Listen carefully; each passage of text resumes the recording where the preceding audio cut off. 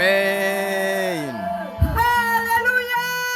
Amen. Hallelujah. Amen. Hallelujah.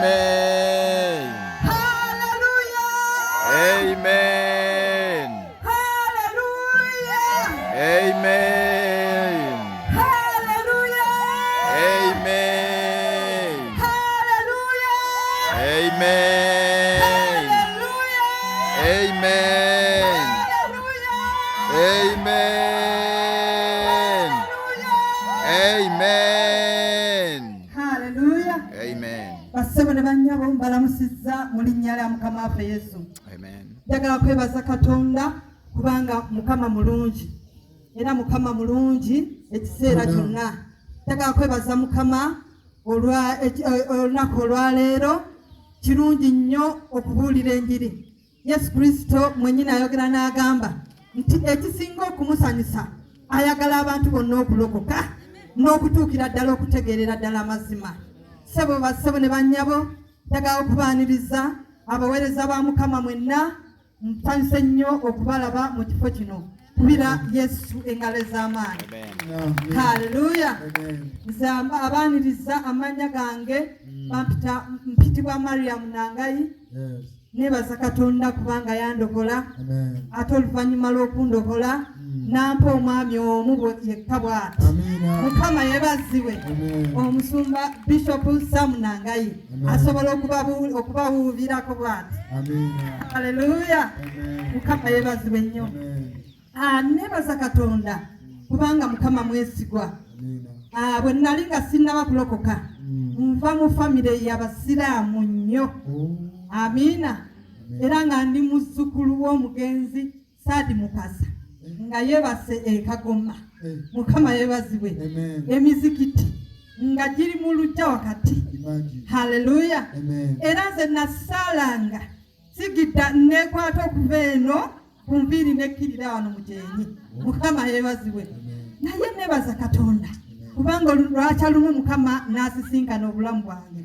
Yasisinkana mu mwaka gw'1999 okuva Kolo saasigala kye kimu. Mukama yeebazibwe. Naye neebaza nnyo Mukama kubanga Mukama mulungi. Haleluya. Era bw'oba tonnafuna Yesu oli mu kabenje. Era kibi nnyo obutabeera na Yesu. Mukama yeebazibwe kubanga Yesu mulungi. Okuva nalokoka sejjusangako kubanga Mukama akyusizza obulamu bwange. Nali siri bwendi. Mukama yeebazibwe. Nali sambalanga bwondaba.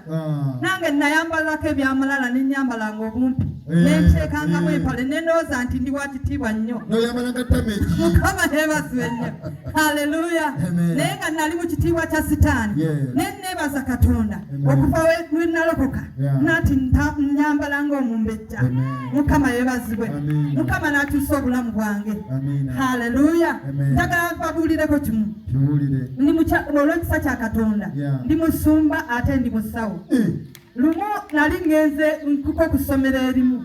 Mukama yeebazibwe. Bwe natuukayo ne bannyaniriza nga balowooza ndi omu ku ba tutors abaali bagenda okuwa abaana ebibuuzo. Ne bagamba nedda nze wano mpitiddewo buyitizi. Neneebaza Katonda nti Mukama bw'olokoka alina ekitiibwa kyakuteekako n'ennyambala yonna neerabika nga yanjawulo.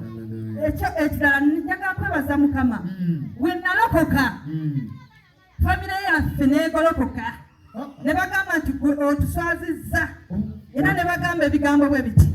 Ne bagamba nti tukugobye mu famire yaffe era ne bagamba nti ate bw'oliba ofudde tugenda kuziika mu mazzi. Waliwo omugga. Ne bagamba bwe tugenda okuziika. Naye njagala okubabuulira saatya nenjogera ebigambo bino nga Dawudi bwe yayogera. Naye mbagamba nze sigenda kufa ngenda kubeera mulamu nangirira ekigambo kya Katonda. Ndi wano okubagamba nti nangirira ekigambo kya Katonda nti Mukama alokola ate awonya. Mukama yeebazibwe. Na buli omu yaŋŋamba nti agenda kunziika nabagamba nze sigenda kufa naye Mukama ankuumye bonna ne mbaziika ne sigala nga nangirira nti Mukama alokola ate awonya. Haleluya. Haleluya.